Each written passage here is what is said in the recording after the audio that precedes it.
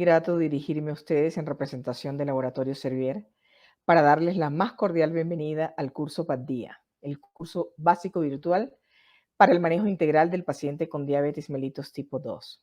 Hoy tendremos nuestro tercer módulo, dedicado a las medidas para el control glucémico más allá de la metformina, terapia combinada. Agradecemos a ustedes la entusiasta respuesta que han dado a la convocatoria de este curso en sus dos primeros módulos.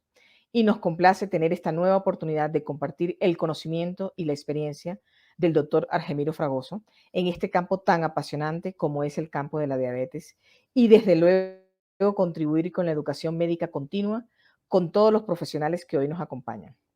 El curso se ha propuesto como objetivo generar un espacio para el análisis y discusión de temas actuales en este campo, así como generar conocimientos y rescatar las experiencias y saberes que sin duda serán de gran utilidad en la práctica clínica diaria, en beneficio del control de la enfermedad y por consiguiente de la calidad de vida de sus pacientes. Bienvenido, doctor Fragoso, y gracias por aceptar participar en este curso. El auditorio es todo suyo.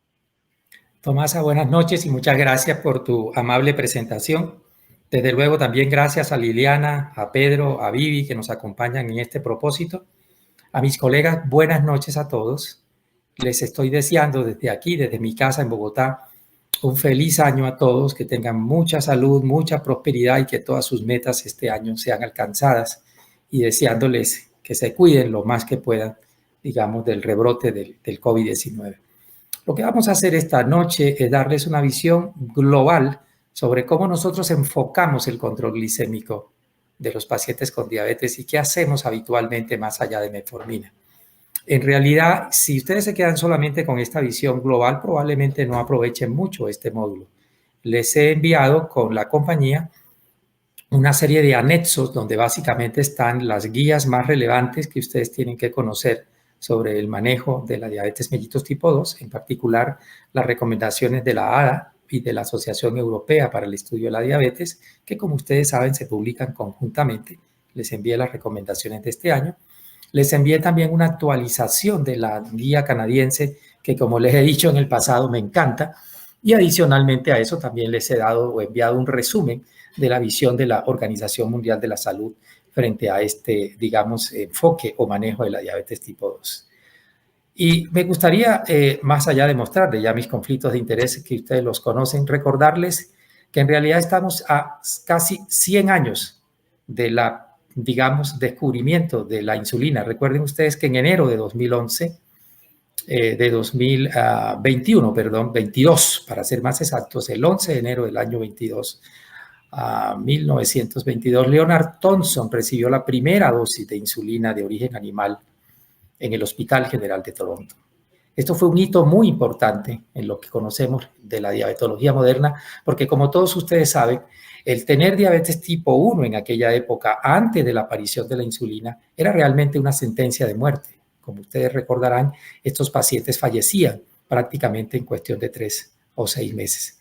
Y estamos realmente a casi 102 años de otra pandemia como la que tenemos ahora, la pandemia de la mal llamada gripe española, pero estamos a años luz de lo que nosotros en aquel entonces entendíamos que era la diabetes mellitus tipo 2. Y en estos últimos 30, 35 años ha habido hitos muy importantes en lo que es el desarrollo de la farmacología para la diabetes mellitus tipo 2. Y me gustaría de pronto señalar desde mi opinión personal que tal vez esos hitos más importantes fueron digamos, la aplicación de la tecnología DNA recombinante en los años 80 para el desarrollo de la insulina humana. Creo que eso marcó un hito muy importante en lo que vendría después, pero quizás en los últimos 10 a 15 años la aparición y desarrollo, y no solamente eso, sino el conocimiento que tenemos en este momento de los agonistas del receptor del GLP-1 y los inhibidores de la SGLT2, que son dos grupos de fármacos que más allá de sus propiedades hipoglicemiantes tienen la capacidad no solamente de reducir el riesgo de eventos cardiovasculares, sino de enlentecer la progresión de la enfermedad renal crónica y desde luego, en particular los inhibidores de la SGLT2, disminuir la tasa de hospitalizaciones por falla cardíaca. En realidad, esos tres elementos son esenciales en el manejo de la diabetes tipo 2, pero quisiera también recordarles, como les muestro aquí en este semicírculo en verde, que desde los años 50 nosotros disponemos de dos fármacos. Uno es la metformina, que tiene 63 años ya de estar en el mercado, y el otro son las sulfonilureas, que siguen siendo la metformina todavía la piedra angular del manejo de la diabetes tipo 2, y las sulfonilureas, en particular la gliclazida y la glimepirida, que son las que recomendamos utilizar hoy día todavía, son fármacos que siguen siendo compañeros permanentes en asociación con metformina u otros agentes orales en el manejo de la diabetes tipo 2, en particular el diabético tipo 2 de reciente diagnóstico, menos de 5 años, y que no tiene complicaciones o comorbilidad cardiorrenal asociada. Lo que voy a hacer entonces esta noche es darles una visión de cómo nosotros colocamos todos estos medicamentos en el rompecabezas del manejo de la diabetes tipo 2. Y quisiera de nuevo recordar algunas cosas que ya hemos visto en los dos módulos anteriores. Y lo primero es recordar cuáles son los objetivos del cuidado en el paciente con diabetes. Primero, prevenir las complicaciones crónicas, en particular en la que he insistido, y es la reducción del riesgo cardiovascular-renal. Y lo segundo, por supuesto, mejorar la calidad de vida de estos pacientes. Para eso, la ADA y la Asociación Europea para el Estudio de la Diabetes han planteado una serie de consideraciones que ustedes ven allí en la diapositiva.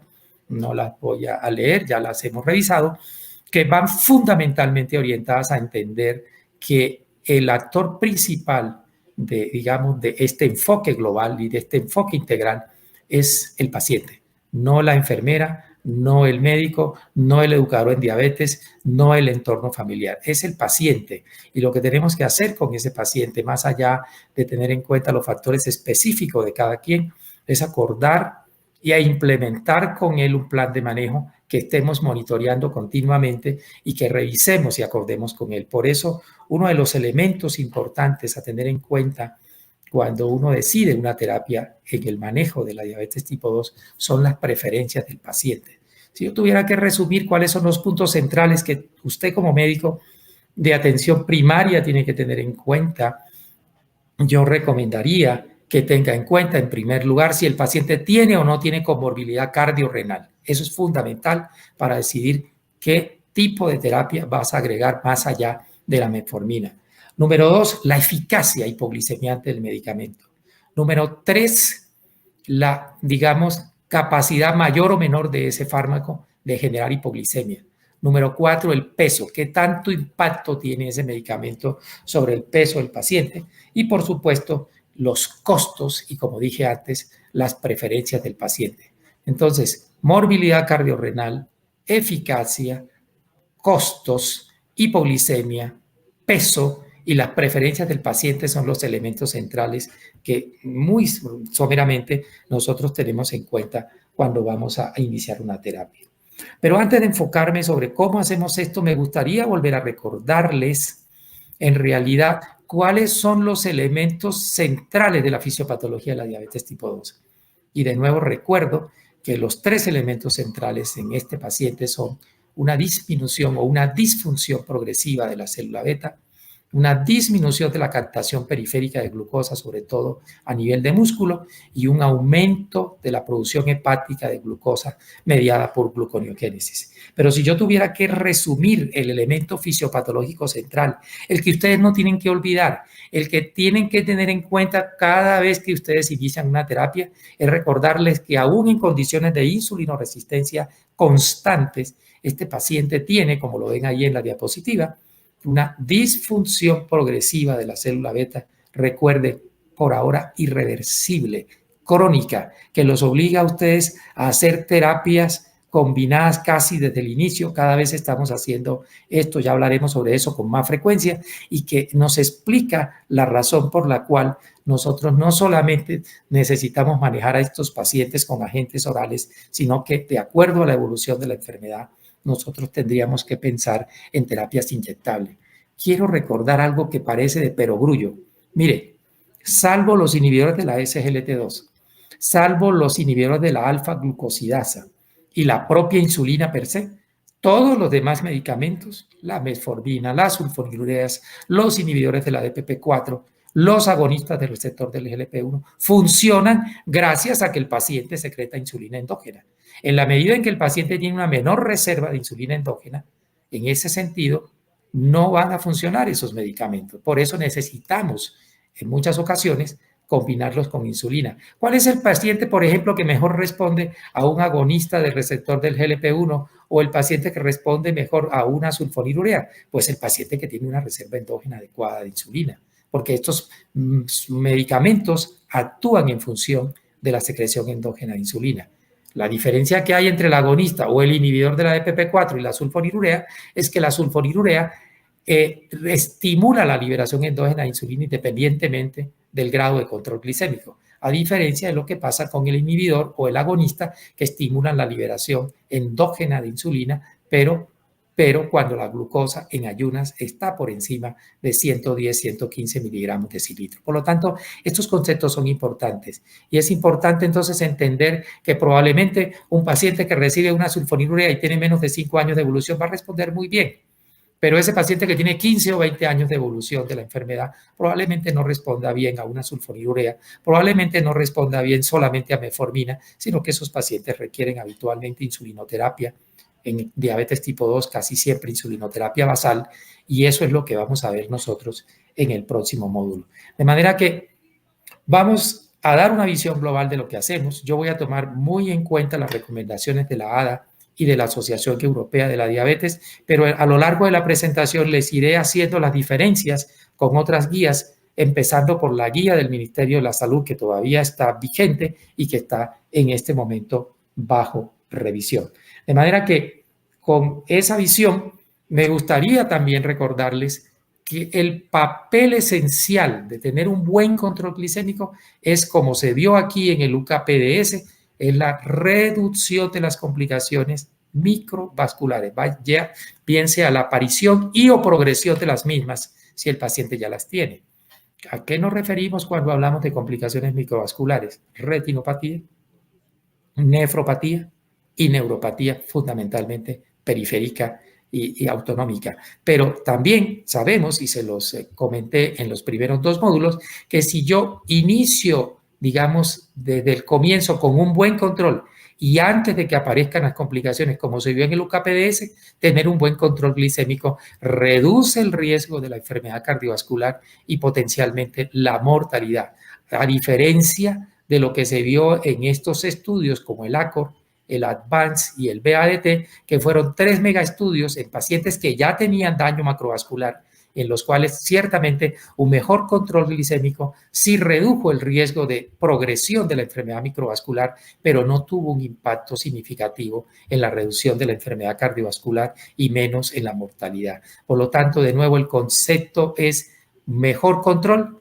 menor riesgo de aparición y o progresión de enfermedad microvascular y reducción de la mortalidad si ese control lo hacemos bien desde el inicio. Por eso dije la primera vez que empezamos con este módulo que el papel del médico de atención primaria es relevante porque él es el que habitualmente hace el diagnóstico. Dije que el 85% de los casos va a manos del médico de atención primaria y de las decisiones que el médico de atención primaria tome desde el inicio, de esas decisiones va a depender la evolución posterior de ese paciente. Y el otro concepto que no debemos olvidar y que hemos repetido tal vez hasta la saciedad en este curso es que el manejo debe ser integral. No es solamente controlar la glucosa, es controlar la presión arterial, controlar los lípidos, proteger la función renal, ya he explicado qué significa eso, y agregar terapia antiagregante cuando corresponda. De manera que con esa visión inicial le voy a pedir a Liliana que hagamos un pequeño paréntesis por si ustedes tienen algunas preguntas relacionadas o bien con el módulo anterior o con esta introducción antes de que comencemos propiamente dicho con el manejo del control glicémico. O sea, en los siguientes minutos, una vez que pase la sesión de preguntas, nos vamos a centrar a darles una visión global de cómo nosotros enfocamos el manejo del control glicémico en diabetes tipo 2. Liliana, te cedo la palabra. Muchísimas gracias, doctor. Bueno, buenas noches para todos. Esperamos que realmente se encuentren muy bien. Aprovecho el momento para invitarlos a que se unan a esta presentación a través de preguntas que puedan hacer en el chat. Abajo de donde se está presentando la sesión en vivo hay un link que los lleva a quiere preguntarle algo al conferencista. Entonces abrimos el chat en cualquier momento. Estaremos muy pendientes. Por ahora, doctor, solo tenemos saludos de buenas noches. No hay una pregunta todavía muy específica. Entonces podemos continuar. Ok, Liliana, muchas gracias. Vamos entonces, muchachos, a reiterar algo que ya habíamos introducido en el módulo anterior. Entonces, lo primero es, ¿cuál es el manejo farmacológico inicial del paciente? Aquí hay dos posiciones en las guías. Está la posición que el manejo debe ser solamente con cambios terapéuticos en el estilo de vida, pero la posición mayoritaria, incluyendo la guía del Ministerio de la Salud de Colombia que está vigente, es que el manejo farmacológico inicial debe ser con cambios en el estilo de vida y con metformina, independientemente si el paciente está cerca de la meta. Y este es el caso, por ejemplo, María. María tiene 48 años. María tiene una obesidad grado 1, pero tiene una diabetes de reciente diagnóstico, es hipertensa, tiene una lipidemia mixta y tiene apnea del sueño. Independientemente, María viene con cambios terapéuticos en el estilo de vida, tiene un antihipertensivo dual, un ARA2 con un diurético tiacídico, y tiene 40 miligramos de atorvastatina. Observen ustedes que María está en meta de LDL colesterol y tiene unos triglicéridos de 280, que están por debajo de 500. Como les dije en el módulo anterior, no tiene sentido agregar un fibrate a esta paciente porque no está probado en el ACOR y en otros estudios que si usted agrega un fibrato reduzca más el riesgo cardiovascular. A menos que estos triglicéridos estén por encima de 500, esta paciente se debe seguir manejando con la estatina y debe continuar con cambios terapéuticos en el estilo de vida. Pero observen ustedes que la tasa de filtración glomerular estimada de María es de mayor de 60 mililitros minuto, no tiene micoalbuminuria y María tiene una hemoglobina glicosilada de 7.9. La pregunta es, ¿cuál debe ser el tratamiento farmacológico inicial con este paciente? Y el planteamiento de la guía de MinSalud es que en estos pacientes con diabetes mellitus recién diagnosticada, se recomienda iniciar el tratamiento farmacológico con metformina en forma simultánea con los cambios en el estilo de vida, aunque el valor de la hemoglobina glicosilada esté cercano a la meta. Como les dije, ¿quién propone esto? Esto lo acepta la ADA, lo acepta la europea, por supuesto la guía de endocrinólogos americanos y tal vez la que es un poquito más flexible en esto, la OMS, pero la que es tal vez un poquito más flexible en esto es la canadiense que sugiere que si el paciente no tiene una comorbilidad importante, de pronto esperemos unos 3 meses con cambios en el estilo de vida y recién si no alcanza la meta agreguemos metformina. Yo voy a mostrarles de una manera muy sucinta la guía, digamos, planteada para Colombia. Y fíjense ustedes lo que está diciendo la guía. Fíjese en la 1C, es menor de 8% o igual a 8%, como es el caso de María, comience con metformina, más allá de cambios en el estilo de vida. Pero si el paciente tiene una hemoglobina mayor o igual a 8%, y eso lo vamos a desarrollar más adelante, lo que ellos sugieren es hacer terapia combinada con metformina más otro agente. Ya lo desarrollaremos en detalle. Pero la guía, por ejemplo, canadiense, lo que sugiere, y la americana y la europea, ellos toman otro punto de corte. Ellos no dicen 8, sino 8.5%. O sea, hay una pequeña diferencia acá, y es que para esas 3 guías, reitero, la guía americana, Asociación Americana de Diabetes, la Asociación Europea para el Estudio de la Diabetes, más la canadiense, lo que sugieren es que si la hemoglobina es de 8.5, esto es 1.5% por encima de la meta, asumiendo como concepto general que todo el mundo debe estar en 7 o menos, en estos casos ellos recomiendan terapia combinada desde el inicio. Pero observen ustedes que esto al final va a lo mismo. Si usted tiene una hemoglobina glicosilada igual o menor a 8%, de acuerdo con esta guía, la guía de MinSalud, debe comenzar con metformina. Pero si el paciente no alcanza la meta después de un tiempo prudente, y para casi todas las guías prudentes son 3 meses, entonces la digamos, sugerencia es comenzar o, digamos, continuar con terapia combinada. ¿Ok? Desde luego, la parte final de esto, si yo tengo a este paciente ya con 2 o 3 agentes y no consigo las metas, tengo la opción de utilizar o insulina basal o un agonista del receptor del GLP-1. Como les diré más adelante, la tendencia hoy día, sobre todo en el paciente obeso, como muestra la guía colombiana, es que se prefiera el agonista del GLP-1 antes que la insulina basal en este tipo de pacientes.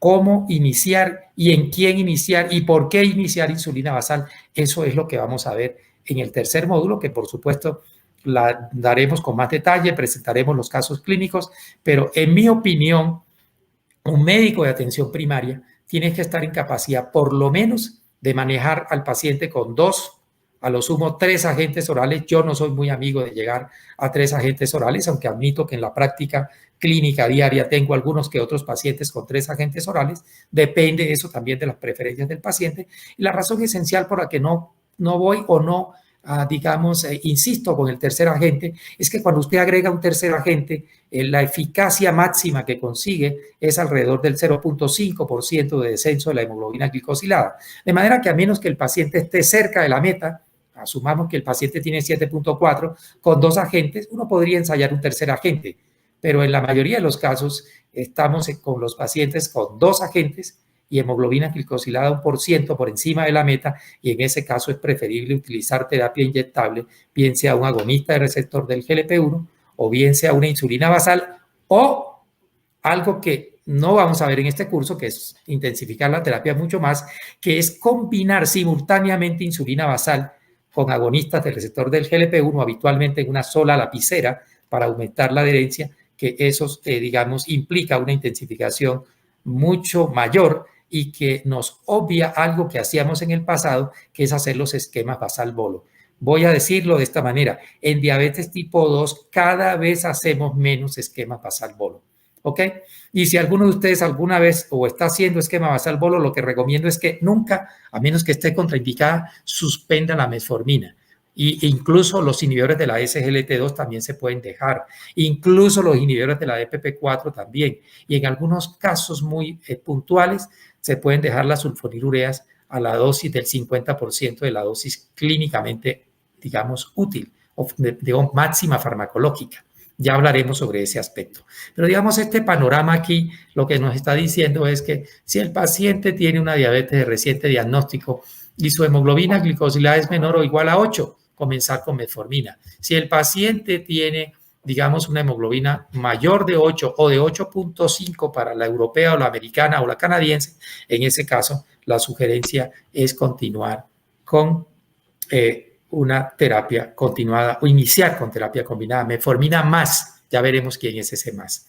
Ahora, ¿por qué metformina? Yo creo que ya lo dijimos antes y lo hemos dicho antes, y es metformina tiene 63 años de estar en el mercado, es segura, es accesible, es eficaz, es barata, pero además, como se vio aquí en este estudio, que es el UKPDS 34, año 98, Lancet, año 98, se publicó en Barcelona, muestra que aquellos pacientes con sobrepeso que fueron tratados con metformina, cuando se comparó los desenlaces como enfermedad cardiovascular o muertes relacionadas a diabetes con los que fueron tratados de manera intensiva, léase sulfonilureas o insulinas, o de manera convencional, solo dieta, esos pacientes tuvieron menos riesgo de muerte relacionadas a diabetes y sobre todo tuvieron menos desenlaces cardiovasculares. Se presume, porque no tenemos una evidencia sólida todavía, que metformina reduce la carga de eventos cardiovasculares. De manera que si eso es importante y si metformina es un elemento esencial y es la piedra angular, aunque les mostraré más tarde que la Sociedad Europea de Cardiología está sugiriendo que en algunos casos metformina pase a un segundo plano, es importante que ustedes conozcan que primero la máxima eficacia que se logra, como ven en esta diapositiva de Garber del año 97, se consigue con 2 gramos. No tiene sentido dar más de 2 gramos de metformina, porque en realidad después de 2 gramos por un fenómeno de taquifilaxis no se consigue más eficacia, sino que por el contrario disminuye la eficacia. Pero hay algo peor, usted no consigue más eficacia, pero los eventos gastrointestinales pueden aumentar de forma importante. Y aquí entonces otro elemento importante, metformina, si usted quiere, reducir el riesgo de complicaciones gastrointestinales o de efectos adversos gastrointestinales, lo mejor que puede hacer es titularla gradualmente. Lo ideal es comenzar con 500 miligramos sobre la cena o sobre el desayuno. Habitualmente yo sugiero comenzar sobre la cena. Esperar una semana, ¿la toleró bien? Entonces que se tome 500 miligramos con el desayuno. ¿No tiene usted disposición de 500? Pues comience con 850. 850 con la cena, esperamos una semana, la toleró bien, le damos 850 con el desayuno y en ese caso ya estamos en este rango entre 1.5 y 2 gramos, esto es 1.7 gramos. La mayoría de los pacientes, si no alcanzan las metas con 1.7 gramos en 12, 16 semanas, pues agregue un segundo agente. Pero en términos generales, una vez que usted inicia metformina, esta debe ser continuada siempre y si el paciente no alcanza la meta, la puede combinar con una sulfonilurea, con un inhibidor de la DPP4, con insulina, con un inhibidor de la SGLT2, con un agonista del GLP-1. Esto es, usted puede combinar metformina con el fármaco que usted quiera para conseguir mejor eficacia. Pero en términos generales hay dos cosas que no debe olvidar. Hasta el 25 y 30% de los pacientes pueden tener intolerancia gastrointestinal, gases, distensión abdominal, borborismos, a veces incluso diarrea, pero usted puede disminuir eso básicamente titulando o ajustando gradualmente la dosis de la metformina. Y la única contraindicación casi absoluta para que usted no dé metformina es que la tasa de filtración, fíjense ustedes, no es la creatinina, es la tasa de filtración glomerular estimada. Si es menor de 30, no debe dar metformina. Ahora, si está entre 30 y 45, puede dar hasta 1 gramo de metformina o reducir la dosis a la mitad de lo que venía recibiendo el paciente. Si venía con 1.7 gramos, pues le da 850 y se recomienda monitorear más de cerca la función renal. En el pasado se nos decía que el paciente que tenía falla cardíaca no debía recibir metformina. Es cierto, no darla en el paciente que tiene falla cardíaca descompensada, pero en el paciente que tiene una falla cardíaca estable, metformina ha demostrado que incluso es mejor que otros agentes. Adicionalmente, en un paciente con falla hepática severa o un paciente con un alcoholismo severo, probablemente esa sea una contraindicación relativa, pero las dos contraindicaciones absolutas es que o el paciente no la tolere o el paciente tiene una tasa de filtración glomerular por debajo de 30. Yo creo que si hay una molécula con la que todos tenemos mucha experiencia es con metformina. Entiendo que está en el mercado colombiano desde el año 97. Algunos de nosotros la manejamos desde mucho tiempo antes porque recibimos entrenamiento en países donde la utilizaban, pero hoy por hoy prácticamente nadie discute que metformina es la piedra angular en el manejo de la diabetes y estos tics generales que les di, creo que son consideraciones que ustedes deben tener en cuenta para el manejo de la diabetes, en el uso de metformina. De manera que eso. Y finalmente, hay dos formas de presentación de metformina, la metformina convencional que ustedes encuentran en el mercado y está la metformina XR. La evidencia no es muy sólida, es una evidencia más bien moderada a débil, pero algunos pacientes que no toleran la metformina, más allá de titular o ajustar bien la dosis, si usted utiliza metformina XR, algunos pacientes la van a tolerar mejor.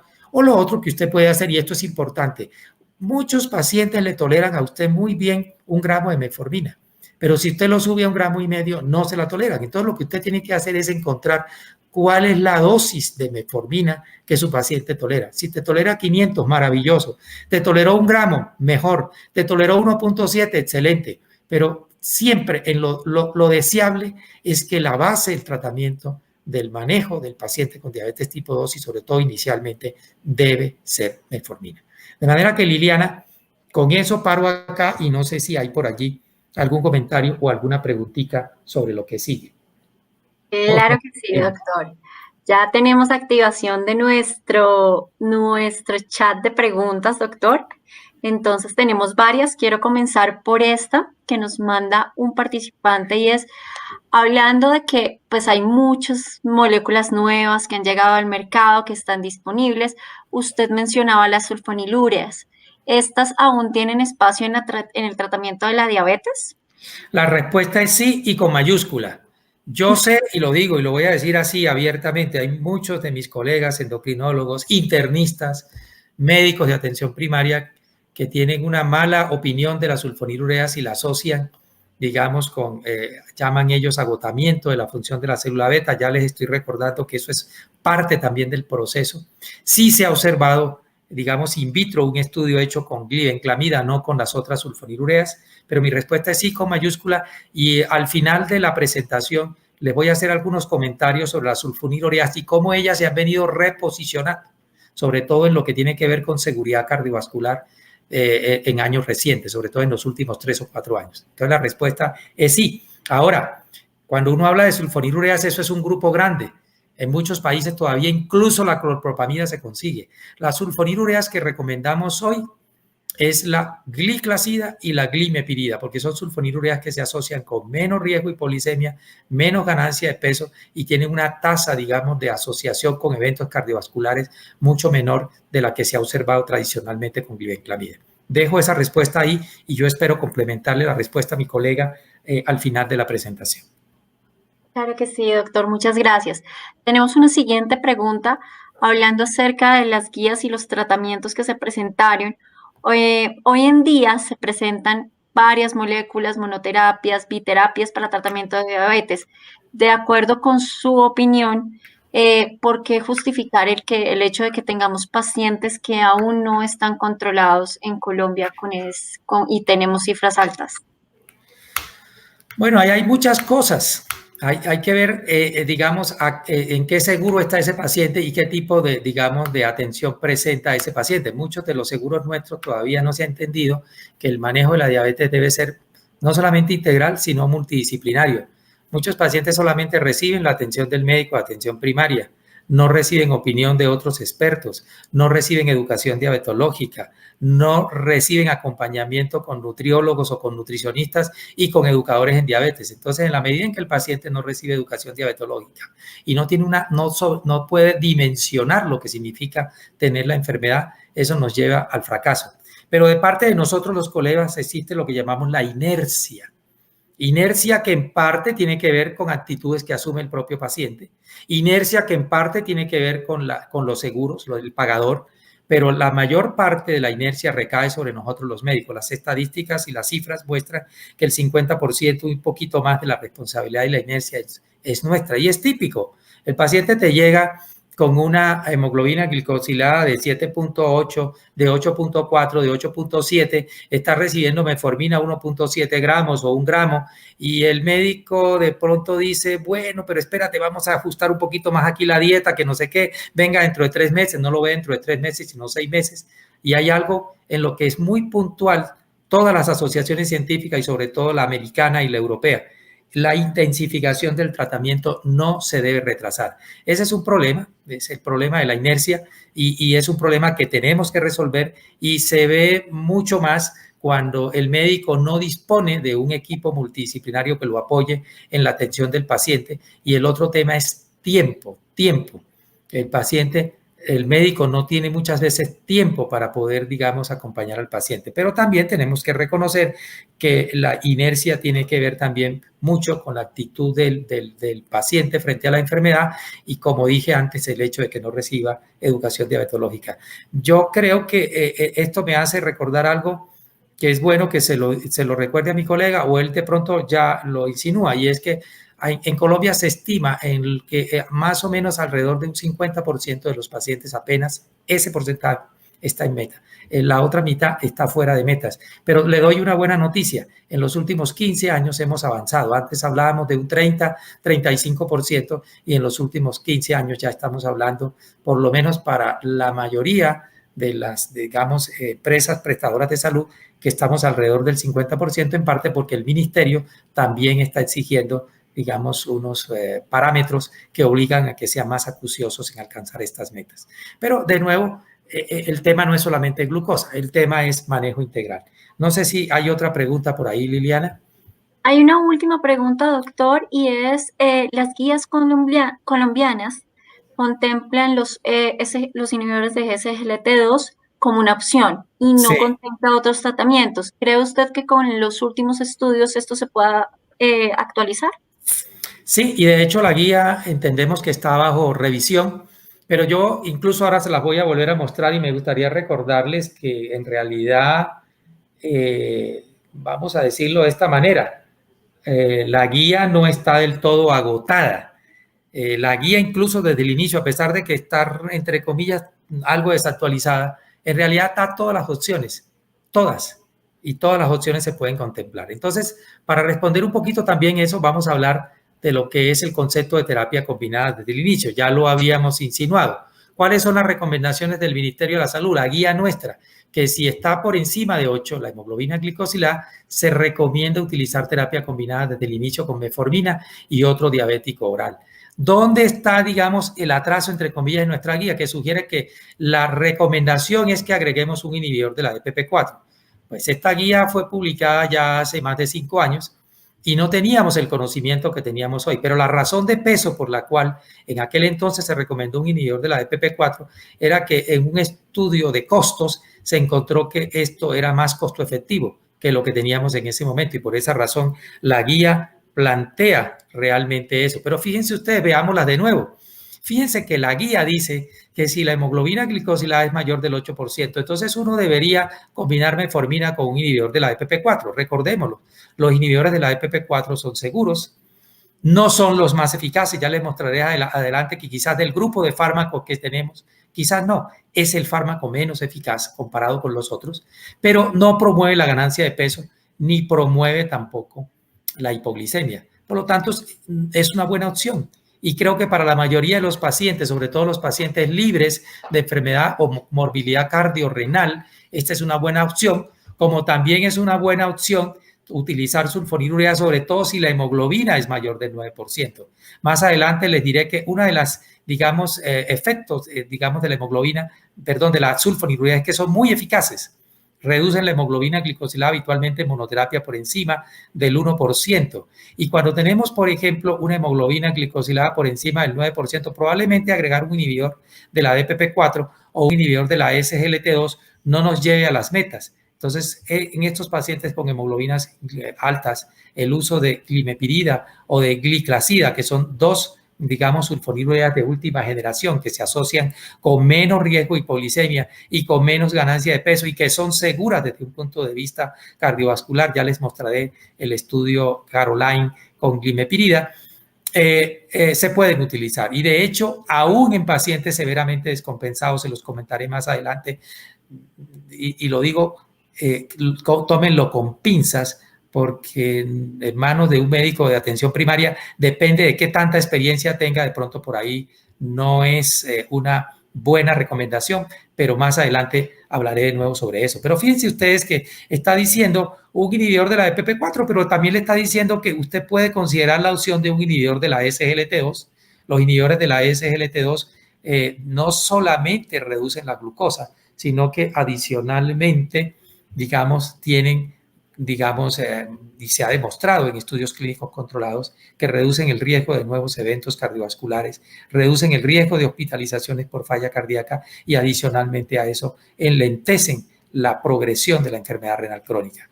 Pero la otra opción, sobre todo, y es lo que dice la guía, si el paciente es obeso, considera incluso un agonista del receptor del GLP-1. A mí me gustaría mostrarles más adelante lo que dicen las otras guías y ustedes hagan la comparación. En el fondo estamos diciendo todo lo mismo y estamos diciendo también que si a pesar de 2 o más agentes orales no se consiguen las metas, existe la opción de agregar un agonista al receptor del GLP-1, sobre todo si el paciente tiene un índice de masa corporal de 30 o más, o agregar insulina basal. Esto es importante para que hagamos la comparación con lo que viene. Veamos, por ejemplo, el caso de Juancho. Juancho tiene una diabetes tipo 2 de menos de 2 años de evolución. Voy a ser breve, está mal controlado, tiene una hemoglobina de 8.4% y de acuerdo con la guía colombiana, ¿qué deberíamos hacer acá? Iniciar terapia combinada. Y usted puede iniciar terapia combinada con Juancho con un inhibidor de la DPP4, no hay ningún problema. Probablemente no alcance la meta si usted, digamos, agrega solamente metformina, porque en monoterapia metformina usted solamente consigue un descenso de la hemoglobina glicosilada de alrededor del 1%. Y en general las sulfonilureas y todos los fármacos, excepto los inhibidores de la DPP4, alcanzan ese descenso. Pero si usted agrega terapia combinada, en general uno consigue de entrada un descenso cercano al 1.3, 1.5%, de manera que la mayoría de los pacientes que inician terapia combinada van a metas.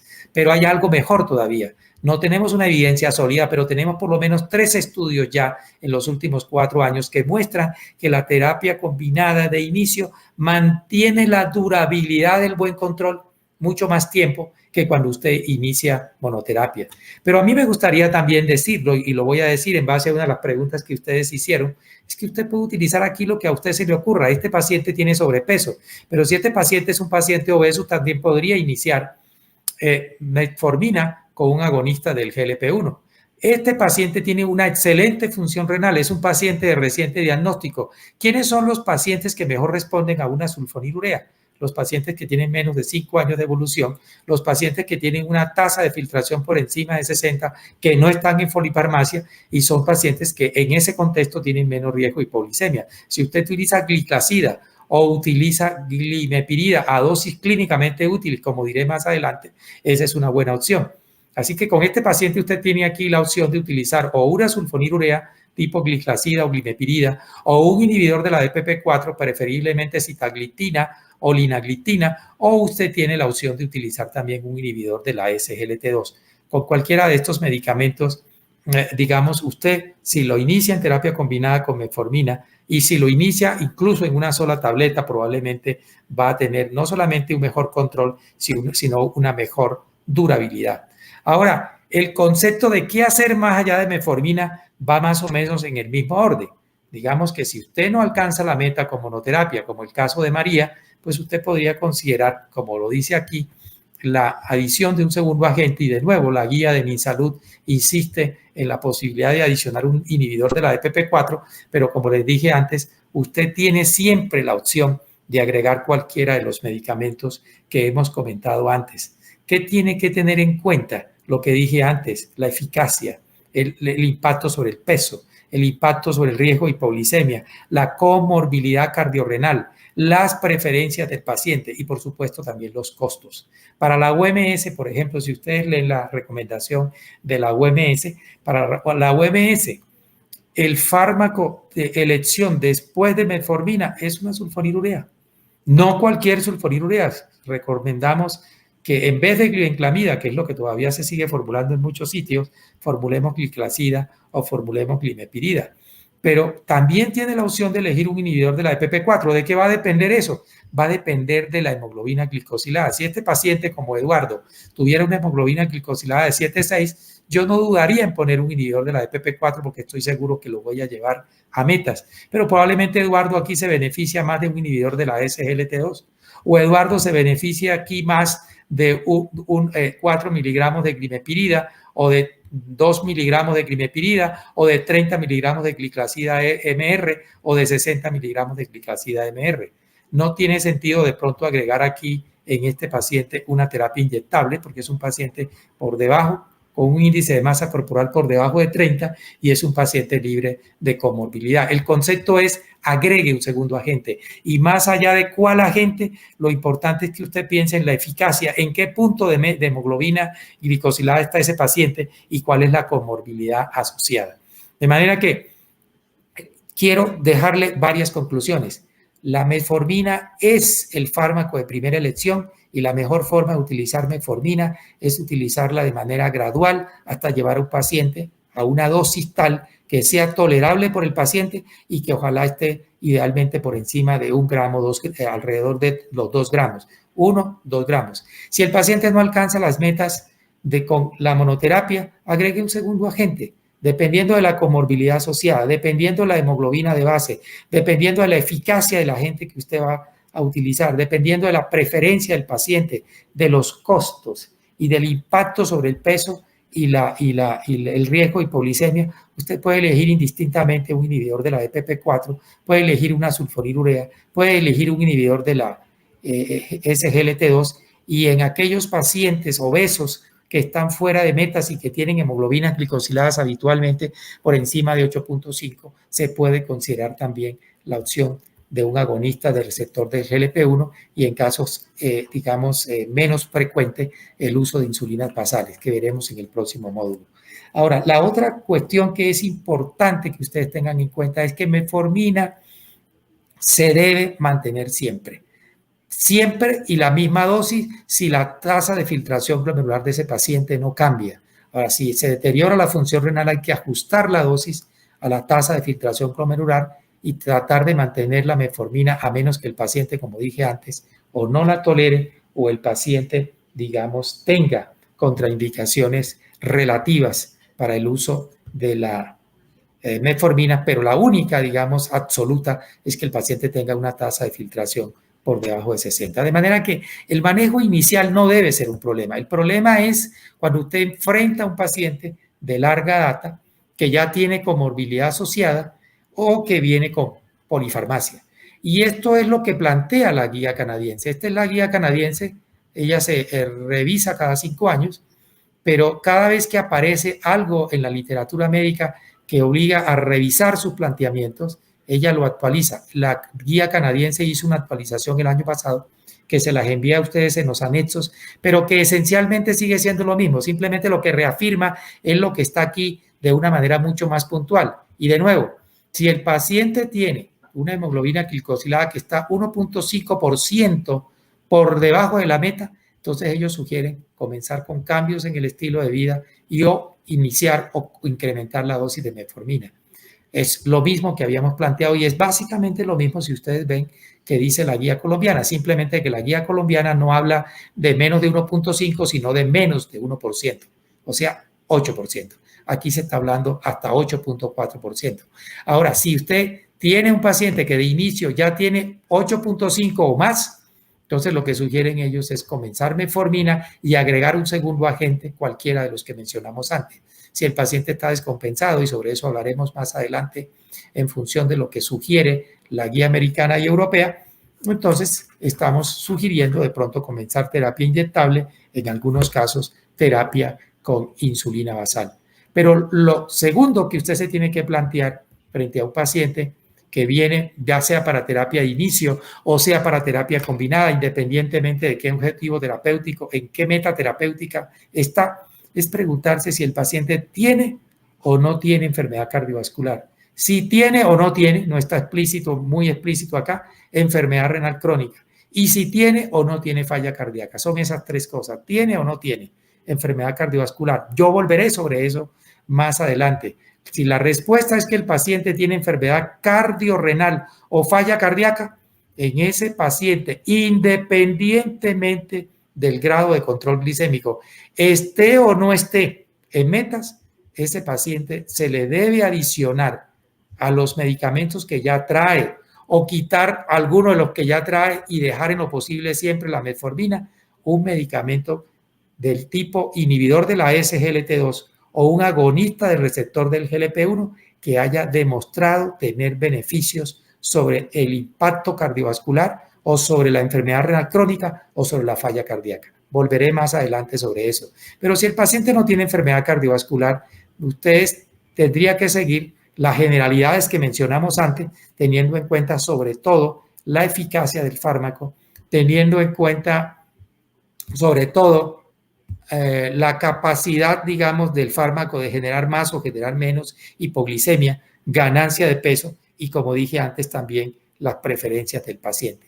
Y hay una guía que se nos escapa un poquito de todo lo que dicen las otras guías, que es la guía de la Asociación Americana de Endocrinólogos Clínicos. Primero, las metas.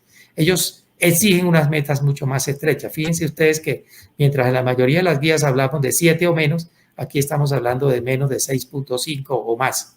Y lo segundo es que ellos sí insisten en que independientemente, digamos, de dónde está el paciente, si nosotros vamos a iniciar monoterapia, ellos insisten en que debe ser metformina, pero que en algunos casos puede ser un agonista del receptor del GLP-1 o un inhibidor de la SGLT2. La razón es que ellos no tienen en cuenta los costos. Y lo otro que ellos miran mucho es la eficacia. Después de metformina, sobre todo si el paciente es obeso, ellos prefieren un agonista del receptor del GLP-1 o un inhibidor de la SGLT2. Fíjense ustedes que a diferencia de las demás guías y en particular la colombiana, el inhibidor de la DPP4 aparece en el 4º lugar y las glinidas, que aquí en Colombia no las tenemos en el mercado y no tiene sentido tenerlas, o las sulfonilureas aparecen ya en espacios posteriores. Lo mismo es para la terapia combinada. Metformina más. ¿Y qué es el más para ello? O un agonista del receptor del GLP-1 o un inhibidor de la SGLT2. Y desde luego recomiendan, digamos, comenzar con insulina o terapia combinada, donde la insulina probablemente tenga un papel si la hemoglobina es mayor de 9. Como les mostré de más adelante, en la mayoría de las guías, y en particular la europea y la americana, insulina se sugiere a partir de 10% de hemoglobina glicosilada más otras características que comentaremos más adelante. De manera que quiero hasta aquí decir en resumen lo siguiente: si el paciente no tiene comorbilidad, asegúrese que tenga de base metformina, a menos que esté contraindicado o no la tolere. En ese caso, usted puede utilizar cualquiera de las otras dos opciones, o comenzar con un inhibidor de la DPP4 o con un inhibidor de la SGLT2 o comenzar con una sulfonilurea. Pero si el paciente tolera metformina, llévelo a la dosis máxima que pueda tolerar de forma gradual y agregue un segundo agente, cualquiera de las opciones, como un inhibidor de la DPP4, una sulfonilurea o un agonista del receptor del GLP-1 o eventualmente, digamos, terapia inyectable si es un paciente obeso y está muy lejos de la meta. Pero en el paciente que ya tiene comorbilidad cardiorrenal o tiene falla cardíaca, en ese paciente tenemos que considerar la opción de un agonista del receptor del GLP-1 o un inhibidor de la SGLT2 que tenga evidencia, que haya demostrado beneficios cardiorrenales o reducción del riesgo de hospitalización por falla cardíaca en este tipo de pacientes. De manera que hasta aquí me parece, doctora Liliana, que podemos parar, y no sé si hay preguntas o algún comentario adicional. Claro que sí, doctor. Tenemos una pregunta de una colega. Habla acerca de algo práctico. Buenas noches, doctor. En los pacientes con metformina y consumo frecuente de bebidas alcohólicas, ¿cómo debería vigilarse el riesgo de acidosis o debería suspenderse el medicamento? Si es un alcohólico, nosotros recomendamos de pronto, digamos, no suspenderlo, pero sí reducir la dosis de metformina. No tenemos una evidencia sólida para decirle, haga esto. Desde mi práctica, lo que yo recomiendo es bajar la dosis, asegurarse que tiene una buena función renal, por ejemplo, no darle o sostener la metformina si la tasa de filtración es menor de 45. En resumen, reducir la dosis a la mitad y asegurarse que la tasa de filtración sea mayor o igual a 45. Ahora, si es un alcohólico, pero de estos que no reduce la ingesta y definitivamente es un alcohólico consumado, probablemente es una cuestión de, digamos, de buen sentido común suspender la metformina. Pero cada caso es cada caso y no podemos dar esto como una generalización. Pero sí es una contraindicación relativa para el uso de metformina. Contraindicaciones relativas son insuficiencia hepática, dependiendo en qué grado está, el alcoholismo, sobre todo severo y crónico, la falla cardíaca, sobre todo cuando está descompensada. Esas tres son contraindicaciones relativas para el uso de metformina. Y una contraindicación relativa también es una tasa de filtración por debajo de 45, aunque, por ejemplo, en este momento, en base a los conocimientos de los últimos 10 años, estamos sugiriendo simplemente que se reduzca la dosis a la mitad. Si no hay más preguntas, entonces, Liliana, pasemos a este caso. Fíjense ustedes que este es otro caso. A diferencia de Juancho y a diferencia de María, les estoy presentando ahora el caso de Juana. Fíjense ustedes que Juana ya tiene 13 años de evolución de la enfermedad. Aquí tienen que pensar en la reserva endógena de insulina de Juana. Probablemente aquí Juana, si yo le doy una sulfonilurea, si yo le doy un inhibidor de la DPP4, de pronto no tenga una buena respuesta. Con Juana tenemos que considerar otras cosas, pero además Juana tiene enfermedad renal crónica de un estadio 3A y Juana tiene enfermedad arterial coronaria de 2 vasos. Está mal controlada y fíjense ustedes, la tasa de filtración es menor de 60 y ya tiene microalbuminuria. Entonces la pregunta es, ¿cómo debemos continuar el manejo de esta paciente? Esto es importante porque ya estamos hablando de otro paciente, no estamos hablando de ese paciente que tiene una tasa de filtración por encima de 60 y que está libre de enfermedad macrovascular. Entonces, para responder eso, lo que voy a hacer es comentarles rápidamente lo que propone la guía americana y la guía europea, que en el fondo es lo mismo que propone con su update reciente, que se los mandé, la guía canadiense, que en el fondo es lo mismo que propone la guía de, digamos, de endocrinólogos clínicos americanos. No está contemplado esto en la guía colombiana. La guía colombiana está básicamente dirigida a cómo enfocar el manejo del paciente que se le hace un diagnóstico reciente o que ya viene con metformina o que de entrada tiene una hemoglobina glicosilada por encima de 8 y son pacientes libres de enfermedad cardiorrenal. Entonces, lo que está diciendo esta guía es que, digamos, que usted siempre en ese tipo de pacientes que tienen enfermedad cardiovascular aterosclerótica o tienen indicadores de alto riesgo cardiovascular, ahí es importante resaltar esto porque la forma en que cada quien mide estos indicadores de riesgo es distinto, la forma como lo mide la guía americana y europea es distinta y la forma como lo mide la Sociedad Europea de Cardiología también es distinta, pero a mí me parece muy práctica la de la guía americana y europea, que es la que les estoy comentando, y hay que preguntarse entonces esto, o tiene enfermedad aterosclerótica establecida, cuando estoy hablando de eso estoy hablando de enfermedad arterial periférica, estoy hablando de infarto agudo al miocardio y estoy hablando de accidente cerebrovascular. O factores de riesgo para enfermedad cardiovascular que para ellos son un paciente mayor o igual a 55 años de edad, que tenga hipertrofia ventricular izquierda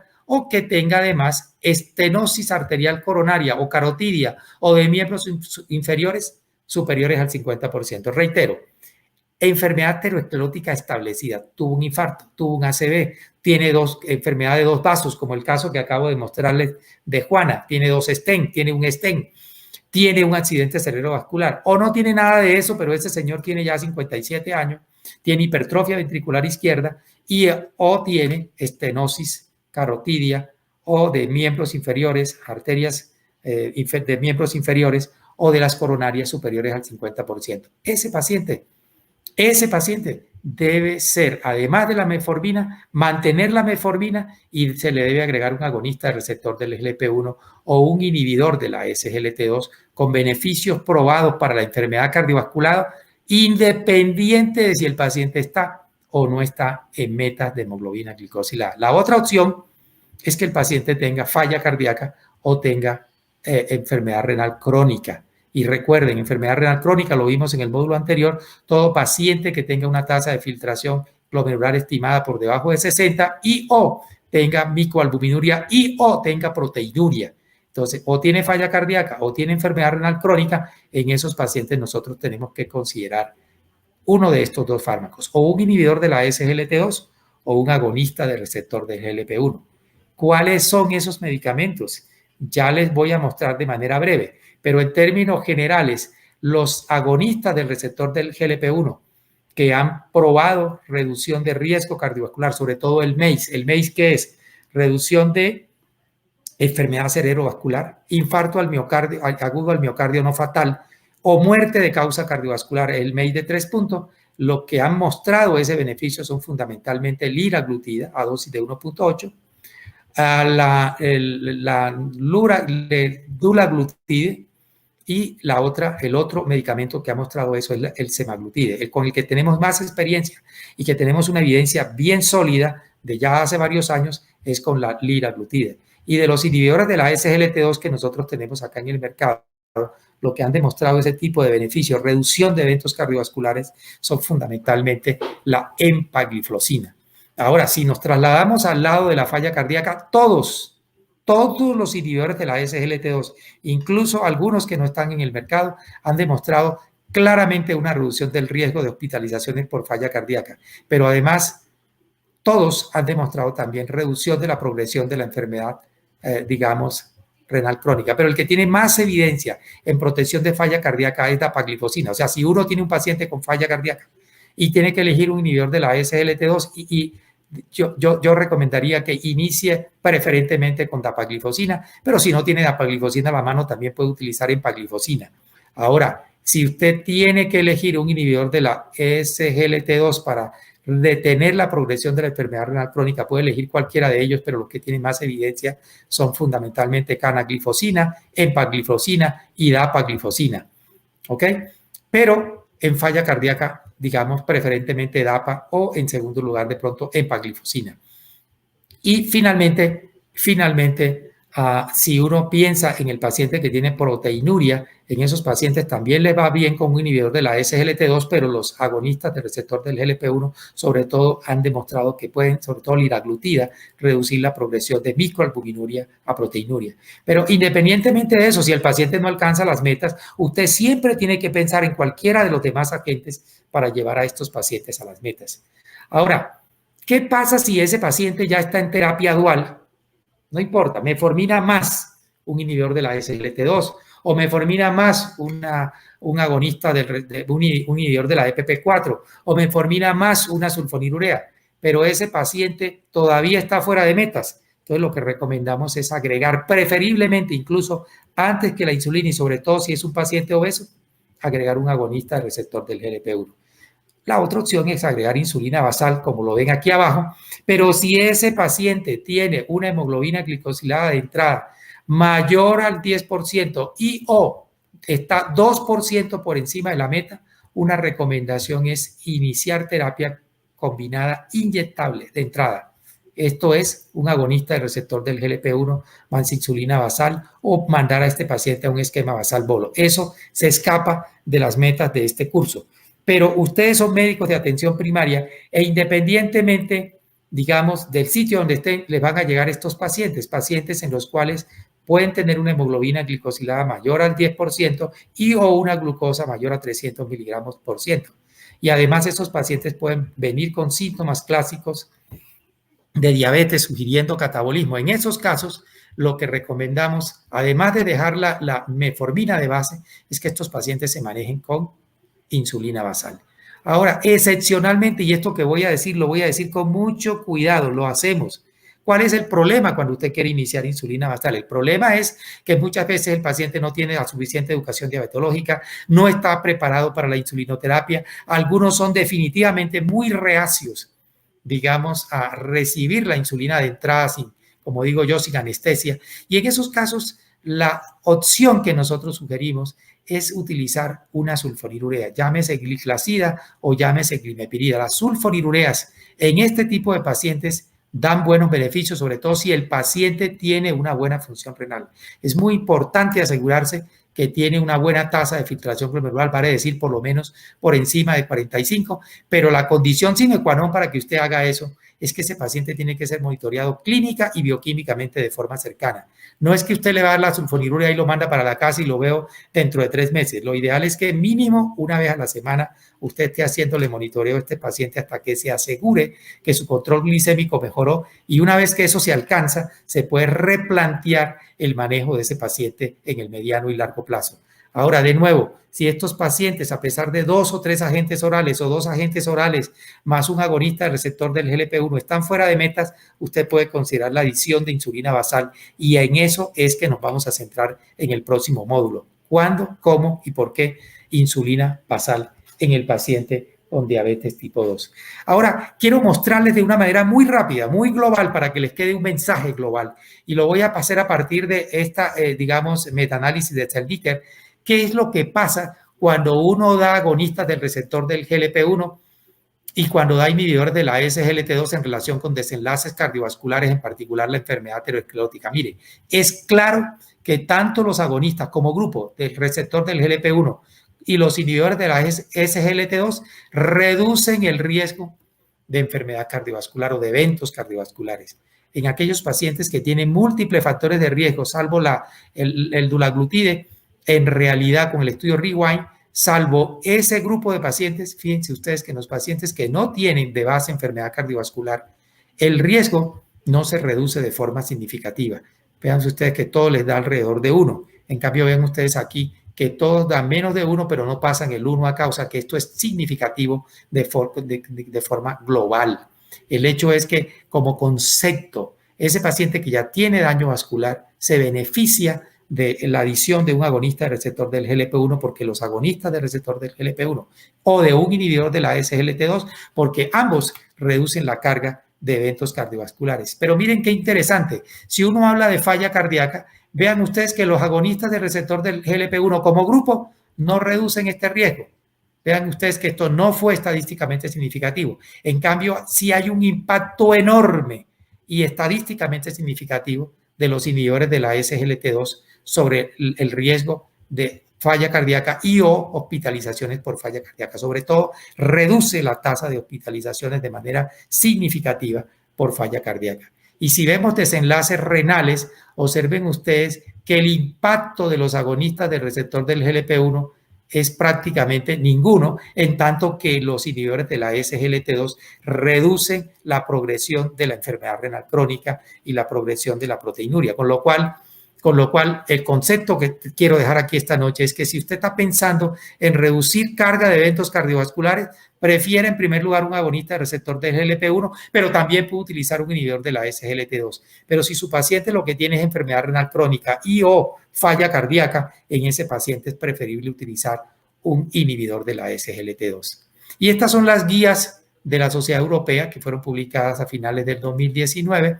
Y vean ustedes que la diferencia que hay es que en aquellos pacientes que ellos consideran que son de muy alto riesgo cardiovascular o tienen enfermedad cardiovascular, ellos proponen utilizar o metformina como monoterapia o comenzar en vez de metformina con un inhibidor de la SGLT2 o un agonista de receptor de GLP-1 en monoterapia. No voy a entrar en los detalles de esta guía, es una visión un poco más cardiológica también.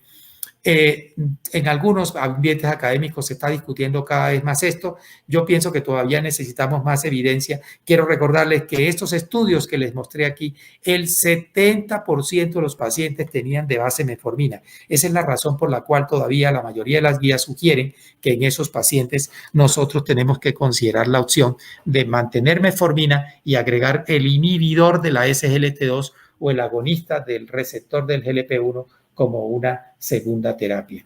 De manera que, puntual, en el paciente que tiene enfermedad renal crónica o en el paciente que ya tiene falla cardíaca o ambas cosas, estos pacientes se benefician de la adición de un inhibidor de la SGLT2 como metformina de base, con metformina de base o cualquier otros medicamentos que tengan de base. Y en aquellos pacientes que tengan enfermedad cardiovascular o factores de riesgo para enfermedad cardiovascular aterosclerótica, usted puede utilizar o un inhibidor de la SGLT2 o un agonista del receptor del GLP-1. La gran pregunta que viene es ¿cómo yo manejo? Ya les he dicho que podemos hacerlo de manera global, pero ¿cómo manejo yo y cuáles son los criterios para manejar a aquellos pacientes que no tienen falla cardíaca, que no tienen enfermedad renal crónica, que no tienen proteinuria o que no tienen enfermedad, digamos, cardiovascular aterosclerótica? Esa pregunta la hemos respondido en función de múltiples, cientos, miles de estudios de pequeña duración que se han hecho, digamos, combinando distintos medicamentos. Pero realmente no tenemos un solo estudio clínico controlado de gran duración que nos diga qué hacer con esos pacientes después de metformina. Pero hay un estudio que está en marcha.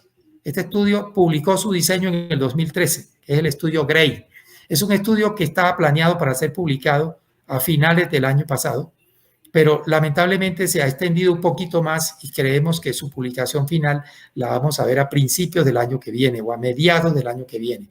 El estudio GRAY lo que pretende es, y se hace la gran pregunta, si yo tengo pacientes que ya están con 1 o 2 gramos de metformina día y todavía están con metas entre 6.8 y 8.5, ¿qué hacer con esos pacientes? ¿Cuál sería el segundo agente a agregar? Que creo que tiene que ver con una de las preguntas que hizo uno de los colegas esta noche. Entonces, la gran pregunta es, ¿será mejor agregar una sulfonilurea? ¿Será mejor agregar un inhibidor de la DPP4? ¿Será mejor agregar un análogo del GLP-1? ¿O será mejor agregar insulina? Yo no sé si este estudio va a responder todas las preguntas, pero claramente lo que busca este estudio es ver cuál es la mejor opción de combinación en términos de complicaciones a largo plazo y en términos de durabilidad de control glicémico, o sea, cuánto tiempo más duran los pacientes en buen control glicémico. Ellos eligieron, por distintas razones que no viene al caso explicar, estas moléculas. Para la sulfonilurea se están utilizando glimepirida, para los inhibidores de la DPP4 eligieron sitagliptina, por los análogos del GLP-1 liraglutide y por la insulina eligieron glargina U100. Vamos a esperar, pero por ahora lo que hacemos es, digamos, orientar el manejo de los pacientes, como dije antes, de una forma un poquito empírica, teniendo en cuenta la eficacia del medicamento, teniendo en cuenta su riesgo de hipoglicemia, su impacto sobre el peso y, por supuesto, los costos y el impacto por el paciente. Si uno mira costos, solamente costos, pues uno tendría que pensar que después de metformina el fármaco de elección sería una sulfonilurea. Y en ese sentido, y teniendo en cuenta no los países ricos de Europa, ni Estados Unidos, ni Canadá, para la OMS el fármaco de elección después de metformina sigue siendo todavía una sulfonilurea. En nuestro medio nosotros tenemos esa opción, pero también tenemos la opción de agregar un inhibidor de la DPP4 o agregar un agonista del receptor del GLP-1. Es lo que está proponiendo acá, por ejemplo, la guía americana, donde ellos proponen que si usted tiene en cuenta la consideración del peso, y el peso es importante, sobre todo si es un paciente obeso, pues considere la opción de agregar un agonista receptor del GLP-1 o un inhibidor de la SGLT2, y no importa si este paciente no tiene o no tiene daño macrovascular o renal. Ahora, si es un paciente que no es un obeso, estamos hablando de un obeso grado 1, grado 2, es un paciente con sobrepeso, pues usted puede considerar la opción también de agregar, si no está lejos de la meta, un inhibidor de la DPP4 o, como he dicho antes, también todavía las sulfonilureas, usted las puede considerar, sobre todo sulfonilureas de segunda generación. Ya les comentaré algunos detalles adicionales sobre eso. Y si planteamos el riesgo de hipoglicemia, me gustaría recordarles que también existe la opción o de un agonista o de un inhibidor de la SGLT2 o eventualmente un inhibidor de la DPP4 y también una sulfonilurea. En Estados Unidos se plantea todavía el uso de las tiazolidindionas, pero nosotros, ustedes saben que no tenemos aprobado en el mercado en este momento ninguna y no tiene sentido tampoco con los antecedentes que conocemos que las tengamos. Como las sulfonilureas es tal vez entre comillas, un poquito más difícil de entender o aceptar.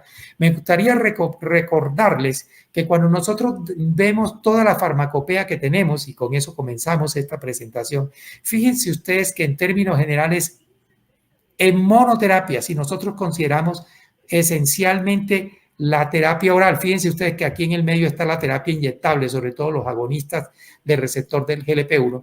Observen ustedes y les mostraré otro metaanálisis que muestra algo parecido. El fármaco más eficaz que nosotros tenemos en este momento en el mercado local y mundial es la semaglutide 1 miligramo subcutánea. Pero si nosotros miramos los agentes orales más eficaces son metformina a dosis de 2 gramos 2.5. Les dije ya que esta dosis en general produce taquifilaxia y no la recomendamos, pero el otro grupo que, digamos, es tan eficaz como la metformina son las sulfonilureas. Y fíjense ustedes en particular la gliclazida, que la tenemos en nuestro mercado, la glimepirida, y tenemos también la glibenclamida que está en nuestro mercado, pero que habitualmente la desaconsejamos porque es que se asocia con un alto riesgo de hipoglicemia. La glipizida está en el mercado americano. Pero fíjense ustedes de nuevo qué pasa aquí con los inhibidores de la DPP4 y qué pasa aquí con los inhibidores de la SGLT2. Tanto los inhibidores de la DPP4 como los inhibidores de la SGLT2 muestran una reducción de la hemoglobina glicosilada intermedia, pero esencialmente los que tienen una, digamos, eficacia menor son los inhibidores de la DPP4 y por eso en parte también han perdido importancia. Ahora, cuando uno mira el riesgo de hipoglicemia no hay ninguna duda, tanto los inhibidores de la DPP4 como los agonistas del receptor del GLP-1 y los inhibidores de la SGLT2, digamos, tienen un muy bajo riesgo de hipoglicemia. Pero si usted decide elegir una sulfonilurea, tenga en cuenta que estos fármacos pueden aumentar el riesgo de hipoglicemia, pero usted puede reducir el riesgo de hipoglicemia si usted elige bien al paciente. ¿Cómo puede usted reducir el riesgo de hipoglicemia en un paciente en el que va usted a dar unas sulfonilureas? Primero, délo en pacientes que tengan idealmente menos de 5 años de evolución de la enfermedad. No tiene sentido que usted le dé una sulfonilurea a un paciente con más de 15 años de evolución de la enfermedad. Su secreción endógena de insulina es menor y la respuesta también va a ser mucho menor. 2, asegúrese que ese paciente tiene una tasa de filtración glomerular. No recomendamos dar sulfonilureas deseablemente con tasa de filtración por debajo de 45.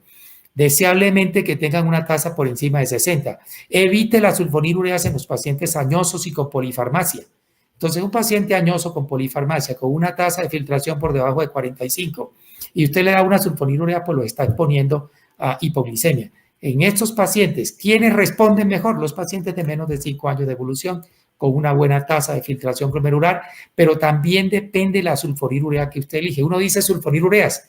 Hay una sulfonilurea que cada vez desaconsejamos más y es la glibenclamida. Si esta presentación sirve para que usted entienda que si va a elegir una sulfonilurea debe elegir gliclazida o debe elegir glimepirida, yo creo que por eso me doy por bien servido. Y fíjense ustedes que entre las dos, incluso, la gliclazida tiene todavía menos riesgo de hipoglicemia que la glimepiride. Pero hay datos también interesantes, y es que cuando uno mira las bases de datos, mirando las causas de mortalidad entre las sulfonilureas, las dos que menos riesgo tienen de mortalidad asociada es la gliclazida en primer lugar y en segundo lugar la glimepirida. O sea, gliclazida incluso tiene, al igual que el riesgo de hipolisemia, menos riesgo de mortalidad que la glimepirida, pero si vemos la mortalidad cardiovascular es lo mismo, las dos se comportan de manera semejante. De manera que esto ha sido interesante porque la sulfonilurea durante muchos años, sobre todo a partir, digamos, de la publicación del estudio UGDP universitario en los años 70 en los Estados Unidos, su uso se asoció con un mayor riesgo de enfermedad cardiovascular y las sulfonilureas estuvieron proscritas del mercado americano, digamos, no proscritas, pero sí con una advertencia de que pudieran producir sulfonilurea. Las que fueron proscritas fueron las biguanidas, en particular la fenformina, y eso fue lo que hizo que durante años la metformina no fuera introducida tampoco en el mercado americano. Como ustedes ven, la metformina fue introducida en el mercado en el año 95 en los Estados Unidos, en el 96-97 en Colombia, y hoy día se ha convertido en el fármaco de primera elección. Algo parecido también ha pasado con las sulfonilureas. En la medida en que las hemos estudiado más y en la medida en que hemos tenido más información de ellas, hemos reconocido que tanto gliclazida como glimepirida tienen un bajo riesgo de enfermedad cardiovascular, tienen menor riesgo de hipoglicemia que cuando uno las compara con glibenclamida, y en particular el estudio que le puso el broche de oro, digamos, a esta visión que tenemos en este momento fue el estudio Carolina, publicado recientemente, donde lo que se quiso fue comparar linagliptina versus glimepirida en términos de desenlaces cardiovasculares, un MEI de 3 puntos. Esto es infarto agudo al miocardio, enfermedad cerebrovascular y muerte de causa cardiovascular. Fíjense ustedes cómo se comportó la curva de los dos, digamos, principios activos a lo largo del estudio, que tardó más de 6 años. No se demostró, digamos, inferioridad de glimepiride respecto a linagliptina, ni tampoco se demostró superioridad de linagliptina sobre glimepiride. O sea que lo que muestra este estudio, al igual que se había observado en el TOSCA-IT, en un estudio donde se utilizó gliclazida y se utilizó también glimepirida, lo que se demostró es que esta sulfonilurea es segura, tan segura como un inhibidor de la DPP4. De manera que aquella vieja visión que teníamos, que las sulfonilureas en particular podrían aumentar, de nuevo aquí les muestro otro resultado en cuanto a las causas totales de mortalidad, podría aumentar el riesgo de enfermedad cardiovascular. Con este estudio queda plenamente demostrado que son tan seguras desde un punto de vista cardiovascular como un inhibidor de la DPP4. Y esto tiene más relevancia si yo les recuerdo a ustedes que linagliptina se comparó contra placebo y linagliptina fue igual a placebo en términos de enfermedad cardiovascular. Ya hace unos 3 o 4 años atrás, el doctor Matthew Riedel, digamos, endocrinólogo, diabetólogo muy reconocido en los Estados Unidos, se había planteado que si la nueva evidencia, sobre todo en relación con la seguridad cardiovascular de las sulfonilureas, mostraban que realmente no eran culpables como habían sido señaladas en los años 70, tanto ellas como las biguanidas, entonces las sulfonilureas modernas, léase gliclazida o glimepirida, deberían recuperar el respeto y continuar siendo una opción importante para el control de la glucosa. Esto es una opinión personal también. Yo sigo pensando que en algunos casos bien seleccionados, como les he dicho antes, las sulfonilureas siguen siendo una parte importante del manejo de la diabetes tipo 2. Y quiero mirar también qué pasa con ellas cuando las combinamos. Aquí están metidas todas. Fíjense ustedes que cuando miramos hemoglobina glicosilada y la comparamos con un inhibidor de la SGLT2, las diferencias no son significativas, son prácticamente iguales. Y si la comparamos, digamos, el inhibidor de la DPP4 por un agonista del receptor del GLP-1, por supuesto que le va a ir mejor al agonista del receptor del GLP-1 en términos de control glicémico. Si nosotros comparamos la sulfonilurea con un inhibidor de la DPP4 con base a un metformina, observen ustedes que le va mejor, digamos, acá. En términos de peso, por supuesto, al inhibidor de la DPP4, pero vean ustedes el promedio. Yo quisiera recordarles que en el UCA-PDS, que tuvo un seguimiento de más de 12 años, la ganancia promedio de peso con las viejas sulfonilureas fue de 1.6 kilogramos. En promedio hay una ganancia de alrededor de 1.5 o 2 kilogramos y se da sobre todo en los primeros 3 o 6 meses. Una vez que el paciente se estabiliza, no es que el paciente sigue ganando peso, de manera que hay modestas ganancias de peso con las sulfonilureas y en particular con las sulfonilureas de segunda generación son menos y hay menor riesgo de hipoglicemia y menor riesgo de enfermedad cardiovascular. Es más, son seguras desde un punto de vista cardiovascular. Por lo tanto, mi sugerencia es que si usted decide, porque cree que su paciente se puede beneficiar de ello, utilizar unas sulfonilureas, prefiera una sulfonilurea de segunda generación tipo gliclazida o tipo glimepirida. Para terminar, me gustaría mostrarles además esta, digamos, metaanálisis más reciente que hace una comparación de la efectividad de los medicamentos hipoglicemiantes. De nuevo, aquí los mete a todos, pero mete a los que más se han estudiado últimamente. Y observen ustedes de nuevo, estamos aquí mirando la hemoglobina glicosilada en pacientes que venían, digamos, vírgenes de tratamiento farmacológico. Y vean ustedes que en promedio, tomando en cuenta, digamos, la mayoría de los estudios, la metformina te reduce la hemoglobina glicosilada en el 1%. Y por supuesto, si miramos de la metformina hacia arriba, son mucho más eficaces los agonistas receptor del GLP-1 y las insulinas. Pero si miramos hacia abajo, tanto las sulfonilureas como los inhibidores de la SGLT2 no se alejan mucho en eficacia respecto de la metformina, pero claramente los inhibidores de la DPP4, como ven en la parte inferior de la diapositiva, son prácticamente los menos eficaces. Por eso es importante tener en cuenta también la hemoglobina glicosilada para uno saber qué va a adicionar.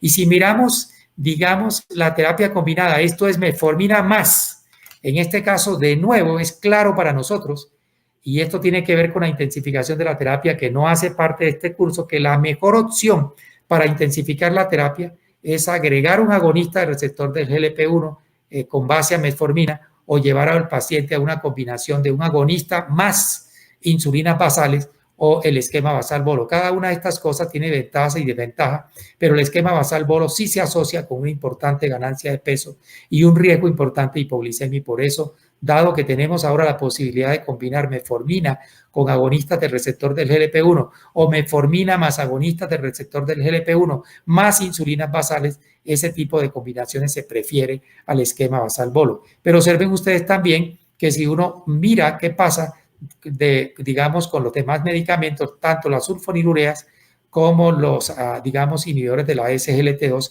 también tienen, digamos, una eficacia bastante buena.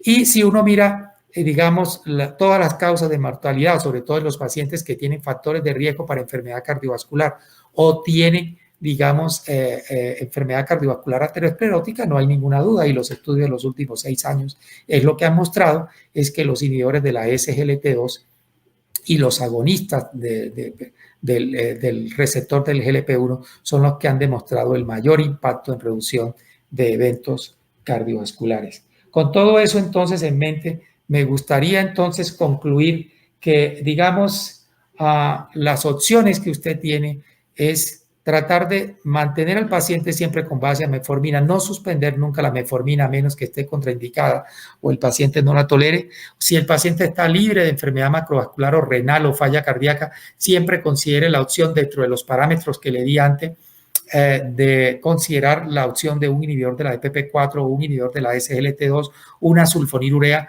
o eventualmente si el paciente es un obeso, un agonista del receptor del GLP-1.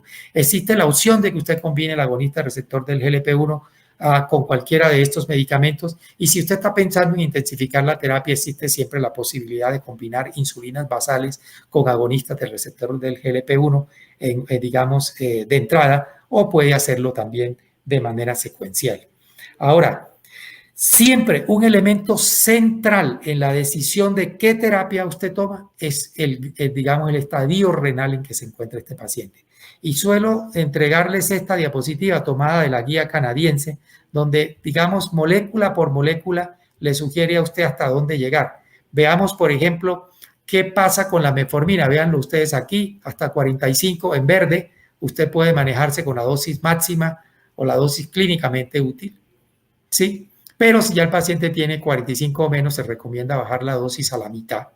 Si nosotros tomamos, por ejemplo, las inhibidores de la DPP4, se recomienda, por ejemplo, reducir la dosis en un 50%, o sea, no 100 miligramos, sino a 50 en los pacientes que tienen una tasa por debajo de 60.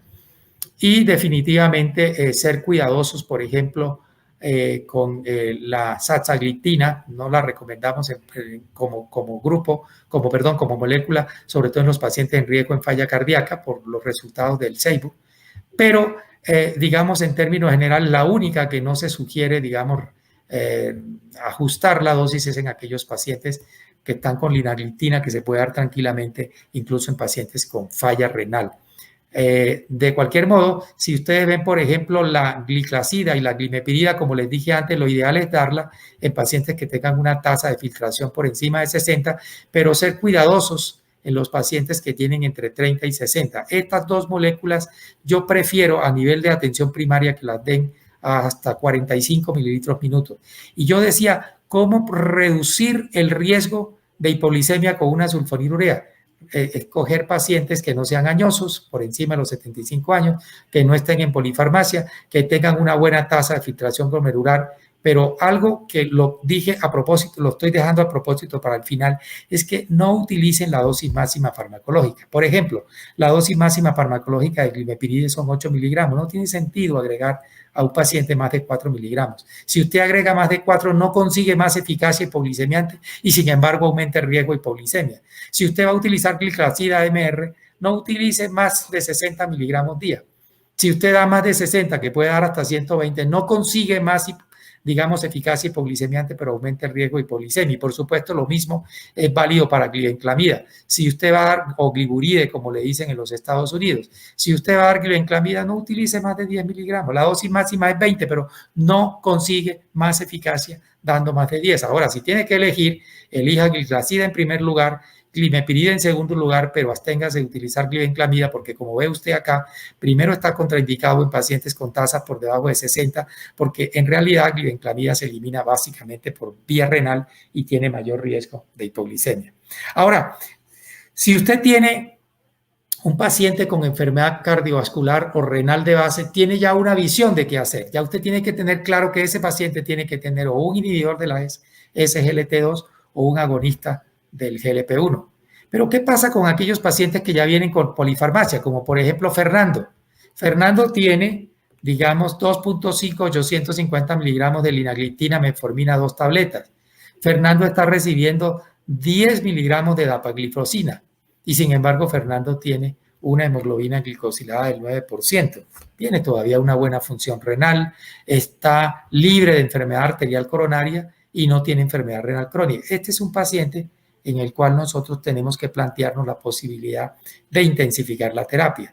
Una opción en este paciente es agregar una insulina basal. Otra opción en este paciente es, miren ustedes que es un obeso, agregar un agonista receptor del GLP-1. Otra opción en este paciente es agregar automáticamente terapia combinada con un agonista de receptor del GLP-1. Pero ¿qué pasa? Si usted va a dar un agonista de receptor del GLP-1, tiene que quitar el inhibidor de la EPP4. O sea, no se aconseja combinar un inhibidor de la EPP4 con un agonista del receptor del GLP-1. El hecho es que estos son pacientes para intensificar la terapia. Es bueno que ustedes lo tengan en cuenta. No es parte de este curso. Aquí tengo otro caso, que es el caso de Pedro. Tiene 63 años. También está libre de enfermedad arterial coronaria y de enfermedad renal crónica. Él está con 1.7, fíjense ustedes, 1.7 gramos de metformina y 30 miligramos de gliclazida MR. Sin embargo, este señor tiene 8.5% de hemoglobina glicosilada. Hay que plantearse la intensificación de la terapia con este paciente. Probablemente un agonista de receptor del GLP-1, probablemente la combinación simultánea de insulina con un agonista del GLP-1. Los criterios para eso, digamos, escapan al enfoque de este curso, pero me gustaría, digamos, mostrarles que en términos generales algunos pacientes, a pesar de que incluso no tienen daño vascular, vienen a veces en polifarmacia y requiere que nosotros hagamos intensificación de la terapia. De manera que con esto termino y creo haberles brindado a ustedes una visión muy global, digamos, de cómo intensificamos la terapia, pero es importante que ustedes tengan en cuenta y para eso les recomiendo la lectura de los anexos, porque no se trata solamente de poner A o B, hay que saber qué contraindicaciones hay cuando combinamos un medicamento con otro, a qué dosis debemos comenzar, cuáles son las dosis que debemos utilizar, tener muy en cuenta la diapositiva que les mostré en relación con el estadio renal, es muy importante tenerlo en cuenta. Pero para cerrar, yo diría que podría resumir esto en 5 o 6 conclusiones. Primero, metformina debe ser el fármaco no solamente de primera elección, sino el fármaco que se debe continuar siempre en un paciente con diabetes tipo 2, a menos que tenga alguna contraindicación absoluta o definitivamente no lo tolere. Siempre que usted avance en la terapia, debe dejar a ese paciente con metformina o mantener la dosis de la metformina. Y la terapia combinada se puede hacer desde inicio si el paciente, de acuerdo a la guía colombiana, tiene una hemoglobina mayor o igual a 8 o una hemoglobina mayor o igual a 8.5 según las otras guías. Debe hacerse desde el inicio o eventualmente en aquellos pacientes que a pesar de una dosis clínicamente útil de metformina, vale decir 1.5 o 2 gramos de metformina, no consiguen las metas. Claramente en aquellos pacientes que tienen enfermedad renal crónica y o falla cardíaca y o enfermedad ateroesclerótica cardiovascular y o factores de alto riesgo para enfermedad cardiovascular, esos pacientes deben recibir siempre o un agonista del receptor del GLP-1 o un inhibidor de la SGLT2. Recuerde, los inhibidores de la SGLT2 tienen más impacto en la protección renal y más impacto en disminuir las hospitalizaciones por falla cardíaca que los agonistas del receptor de GLP-1, que parecen tener un impacto más importante en la reducción de los eventos cardiovasculares. Como concepto final, si el paciente está descompensado, esto es, tiene una hemoglobina glicosilada mayor o igual al 10%, y o una glicemia mayor o igual a 300 y tiene síntomas clínicos de catabolismo, lo deseable, lo ideal es adicionar a ese paciente al tratamiento que ya tiene insulina, pero en algunos casos muy puntuales y bien seleccionados, usted puede resolver el problema también adicionando gliclazida o adicionando glimepirida a dosis clínicamente útiles. El otro concepto es que si el paciente ya tiene 2 o 3 agentes orales y todavía está fuera de metas, inicie terapia inyectable. Si el paciente es obeso, prefiera siempre un agonista, bueno, la palabra siempre es un exceso, prefiera un agonista del receptor del GLP-1 o eventualmente prefiera una insulina basal. Y finalmente, la intensificación de la terapia nunca debe ser retrasada. El paciente se le debe intensificar la terapia cada vez que lo requiera en el propósito de mantenerlo con un buen control glicémico para reducir el riesgo no solamente de las complicaciones microvasculares, sino potencialmente, como hemos dicho a lo largo de este curso, el riesgo de enfermedad macrovascular y de muerte. Entonces, con esta visión global y digamos, y los anexos que les envío, yo espero que ustedes tengan una visión mucho más madura de cómo enfocar el manejo glicémico del paciente con diabetes mellitus tipo 2 hoy, pero les recomiendo sin falta la lectura de los anexos y espero entonces en el próximo módulo enfocarnos solamente en cuándo, cómo y por qué nosotros vamos a iniciar insulinoterapia en un paciente con diabetes tipo 2. Buenas noches a todos. Muchas gracias por la compañía. De nuevo, les deseo un buen año y que se cumplan sus metas y sus deseos para este año 2021. Liliana, te dejo la palabra. No sé si hay preguntas. Por mi parte, yo creo que ya cerramos la presentación.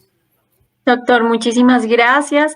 Sí, de esta parte hay varias preguntas prácticas. Voy a escoger algunas, las que no alcancemos a solucionar en esta parte. Prometo que el doctor Fragoso lo hará directamente. Sí, o lo podemos responder al principio de la próxima reunión. Claro que sí. Doctor, nos pregunta, en un paciente con antecedentes de un episodio de pancreatitis aguda hace más de 2 años, ¿es contraindicado el uso del agonista GLP-1? Sí, nosotros sugerimos no utilizar agonista de receptor del GLP-1, pero digamos, la evidencia no es sólida, pero sí sugerimos que un paciente con antecedente de pancreatitis reciente o de hace X años no utilizar agonista de receptor del GLP-1. O sea, ustedes saben que los agonistas de receptor del GLP-1 se asocian con ese riesgo, es un riesgo muy bajo. Pero a pesar de tan bajo, les voy a contar una anécdota. Por ejemplo, yo durante el pico de la pandemia pasada y esta, me abstuve de formular agonistas de receptor del GLP-1, sobre todo en pacientes diabéticos u obesos, frente a esa posibilidad remota. Entonces, si tiene antecedentes de pancreatitis, la respuesta es no. Y en el otro paciente donde nosotros no recomendamos es en el paciente que tiene hipertrigliceridemia severa, esto es triglicéridos por encima de 1000. Porque aunque también no hay una evidencia sólida, acuérdense ustedes que la hipertrigliceridemia se puede asociar con pancreatitis, se han informado de algunos casos, entonces en esos pacientes, digamos, es una contraindicación también relativa, pero pancreatitis definitivamente no. Perfecto, doctor. Otra pregunta, ¿dónde quedó la glibenclamida y si la gliclazida no agota el páncreas?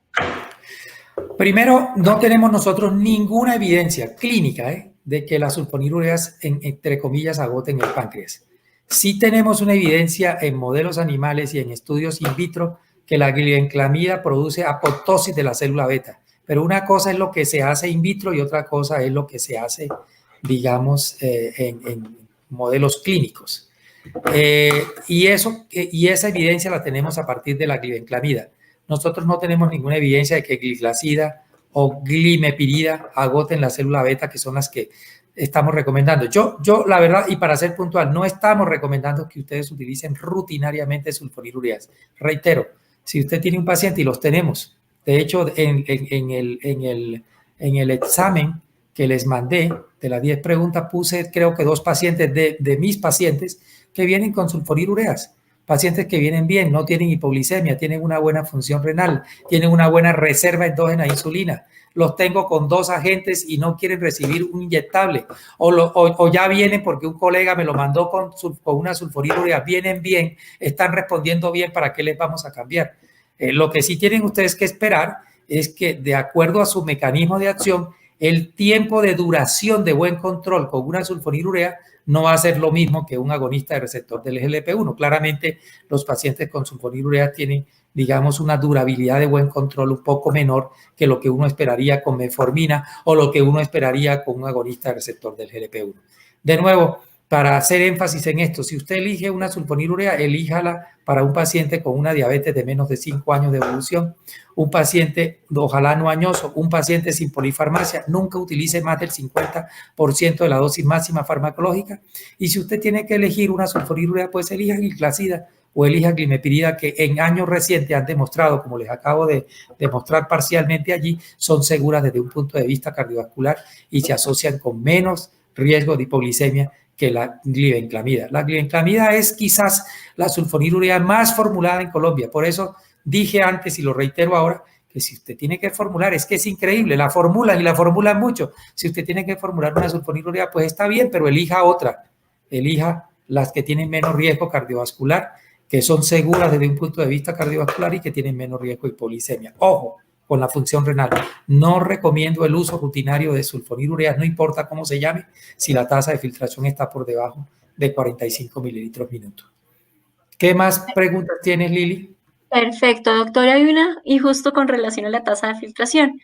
En pacientes en manejo con inhibidores SGLT2 observo una caída de la tasa de filtración inicialmente.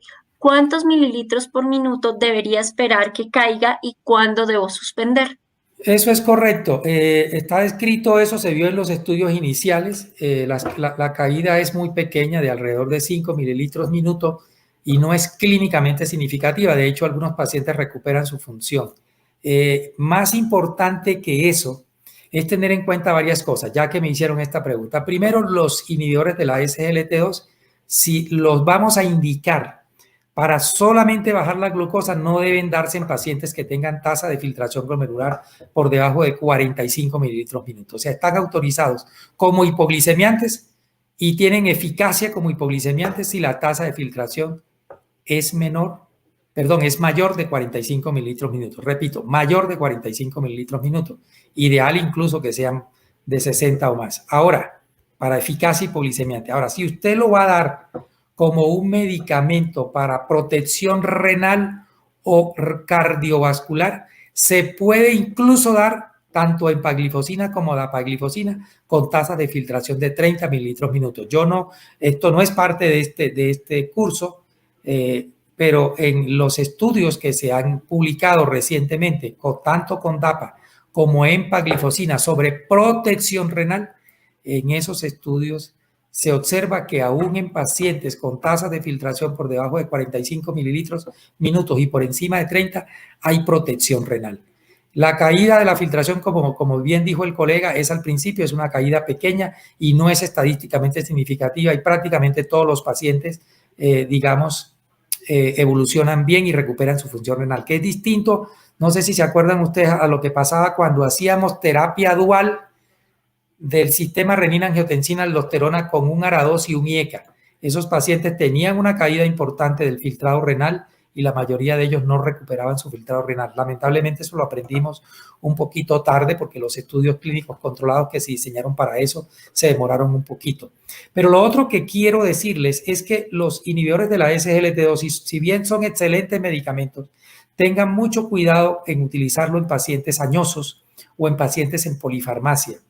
Pero además, advertirle a esos pacientes que tienen que tener mucho cuidado con el aseo genital, porque es más frecuente, no es alto, pero incluso menos de lo que pensábamos en el pasado. Ahora estamos hablando de tasas por debajo del 5%, se ven infecciones urinarias, se ven balanitis en el varón, sobre todo en el varón no circuncidado, y se ven también vulvovaginitis en la mujer. Esto no necesariamente contraindica el uso. Si se presenta un caso de eso, pues tratarlo y tratar de mantener el medicamento, sobre todo si es perentorio que el paciente lo reciba, pero si el paciente no es perentorio que lo reciba, yo habitualmente lo que hago es suspenderlo. Pero lo otro también es que, los inhibidores de la SGLT2 en aquellos pacientes añosos que vienen con antihipertensivos, que incluye diuréticos, los puede llevar a cuadros hipotensivos importantes que pueden hacer que estos pacientes tengan caídas desde su propia altura con ciertas consecuencias. Por lo tanto, digámoslo de una manera simple, hay que elegir bien a los pacientes, sobre todo los pacientes mayores de 65 años que van a recibir un inhibidor de la SGLT2. Bueno, doctor, muchísimas gracias. Le propongo abrir nuestra siguiente sesión con las preguntas que quedan restantes. A todos, de verdad, muchísimas gracias por estar conectados, por hacer parte de este gran proyecto, y a los que nos pudieron estar en esta sesión en vivo, pero que nos están viendo en diferido, de verdad, muchísimas gracias por acompañarnos. Y nuevamente recordarles, como les dice el doctor, está disponible a partir de mañana todo el material complementario para que puedan realmente continuar con esta educación médica continuada, y estará disponible también el examen, al igual que los exámenes. Si no han tenido de pronto la oportunidad de presentar los exámenes de los módulos anteriores, tienen la total disponibilidad de hacerlo, lo pueden hacer en cualquier momento. Entonces estamos acá para su servicio. Y doctor Argimiro, muchísimas gracias por acompañarnos esta noche. Liliana, muchas gracias. Tomasa, si estás todavía por allí, muchas gracias. Pedro, Vivi y a todos mis colegas, una feliz noche, y espero en el último módulo, donde vamos a ver casos clínicos, que ojalá podamos interactuar con casos clínicos y podamos, ya aterrizar un poco más estos conceptos generales que hemos dado hasta aquí en estos 3 módulos. Feliz noche para todos. Feliz noche para todos, doctor. Bueno, gracias.